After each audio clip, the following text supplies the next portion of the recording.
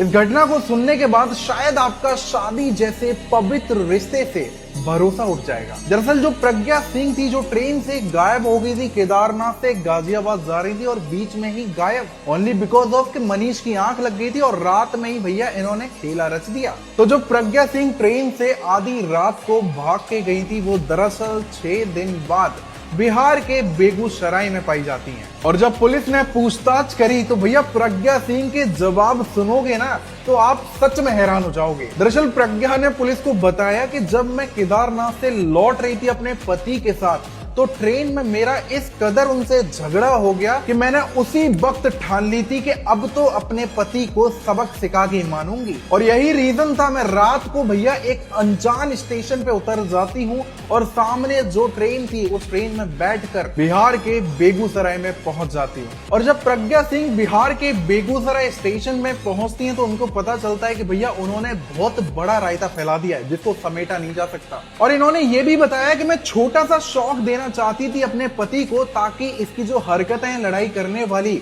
वो सुधर सकें। ये भी बोला कि मैंने अपनी माँ को कॉल कर दिया था कि मैं सेफ हूँ बिहार में बेगूसराय में। फिर प्रज्ञा की माँ पुलिस स्टेशन पहुंच जाती हैं और उनको बोलती हैं कि मेरी बेटी सही सलामत है, इसको भैया ट्रैक कर लो और वहां से लेके वापस आ जाओ। फिर पुलिस बिहार के बेगूसराय में जाते हैं और भैया 6 दिन बाद प्रज्ञा सिंह को अपने शहर कानपुर में लेकर आते हैं और तुरंत ही प्रज्ञा सिंह को अपनी माँ को सौंप देते हैं। और पुलिस ने यह भी बताया कि भैया इनके बीच में लड़ाई स्टार्टिंग ट्रिप से ही हो रही थी और बाद में इतनी ज्यादा बढ़ गई कि लड़की ने यह कदम उठा लिया। लेकिन सवाल अब भी वही उठता है कि अगर गलत कदम उठा लिया था, 1 दिन बाद पता चल गया था, बिहार के बेगूसराय में पहुंचते ही रायता फैल चुका था, तो प्रज्ञा सिंह ने पहले ही दिन रायता क्यों नहीं समेटा?